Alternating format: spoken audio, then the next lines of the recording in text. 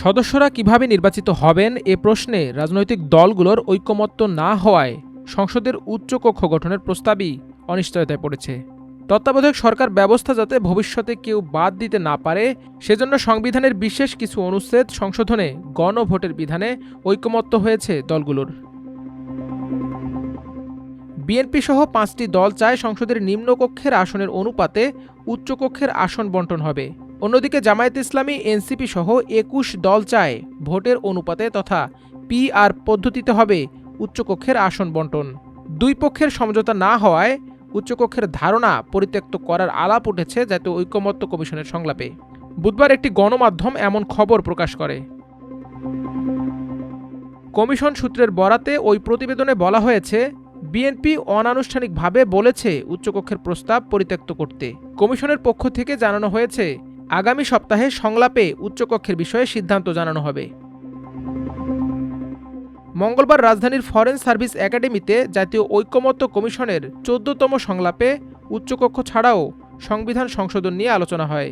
কমিশনের আগের প্রস্তাব ছিল সংবিধান সংশোধনে সংসদের উভয় কক্ষে 2/3 সংখ্যাগরিষ্ঠতা এবং গণভোট লাগবে। উচ্চকক্ষ পিআর পদ্ধতিতে গঠিত হবে ধরে এ প্রস্তাব করেছিল কমিশন। তবে বিএনপি বেঁকে বসায় দলটিকে পিআরে রাজি করাতে সংবিধান সংশোধনে উচ্চকক্ষে সাধারণ সংখ্যাগরিষ্ঠতা এবং সুনির্দিষ্ট বিষয়ে গণভোটের প্রস্তাব করেছে কমিশন। প্রস্তাবে বলা হয়েছে, উচ্চকক্ষ না হওয়া পর্যন্ত সংবিধান সংশোধনে 2 কক্ষে 2/3 সংখ্যাগরিষ্ঠতা এবং সুনির্দিষ্ট বিষয়ে গণভোট লাগবে। তবে উচ্চকক্ষ পিআর হলে সাধারণ সংখ্যাগরিষ্ঠতায়ও রাজি নয় বিএনপি।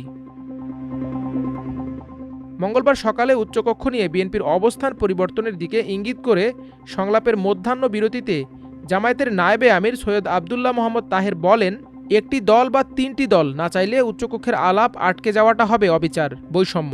অধিকাংশ দল পিআর পদ্ধতির উচ্চকক্ষের পক্ষে।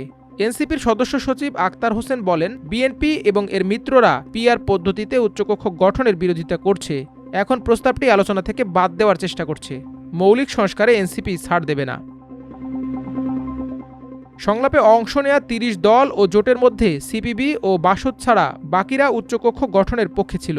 এলডিপি উচ্চকক্ষের 50 আসন নিম্নকক্ষের আসনের অনুপাতে এবং বাকি 50 আসন ভোটের অনুপাতে বণ্টনের প্রস্তাব করে। আপাতত উচ্চকক্ষ চায় না জমিয়তে উলামায়ে ইসলাম। সংলাপের পর বিএনপির স্থায়ী কমিটির সদস্য সালাউদ্দিন আহমেদ বলেন, উচ্চকক্ষের নির্বাচন পদ্ধতি নিয়ে ঐকমত্য হয়নি। নিম্নকক্ষের আসনের অনুপাতে না ভোটের অনুপাতে, এ নিয়ে ব্যাপক বিতর্ক হয়েছে। দ্বিকক্ষ বিশিষ্ট সংসদের প্রয়োজন আছে কিনা সেই প্রশ্ন অনেক দল তুলেছে। দেশের যে আর্থিক সক্ষমতা তাতে আরেকটি সংসদ সৃষ্টি করা এবং তা যদি নিম্নকক্ষের রেপ্লিকা হয় তাহলে প্রয়োজন আছে কিনা প্রশ্ন উত্থাপিত হয়েছে। ঐকমত্য না থাকায় উচ্চকক্ষের বিষয়ে চূড়ান্ত সিদ্ধান্তের ভার রাজনৈতিক দলগুলো কমিশনকে দিয়েছে বলে জানিয়েছে আলী রিয়াজ।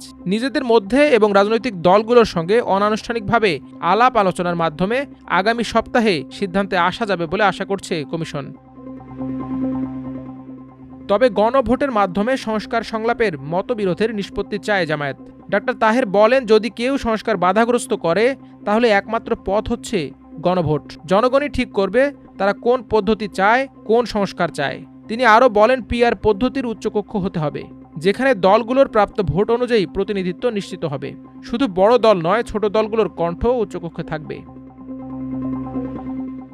গণভোট চায় এনসিপিও। দলটির সদস্য সচিব আক্তার হোসেন বলেন, সংবিধানের প্রস্তাবনা অনুচ্ছেদ 48, 56 নতুনভাবে সংযোজনযোগ্য তত্ত্বাবধায়ক সরকার সম্পর্কিত অনুচ্ছেদ যদি ভবিষ্যতে সংশোধন করতে হয় তবে তা গণভোটের মাধ্যমে করতে হবে। সংবিধান সংশোধনের জন্য শুধু নিম্নকক্ষ নয়, উচ্চকক্ষেরও 2/3 সমর্থনের বাধ্যবাধকতা থাকুক।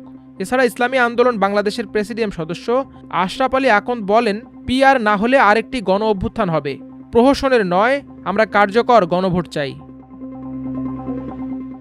মাল্টিমিডিয়া ডেস্ক, আমার দেশ।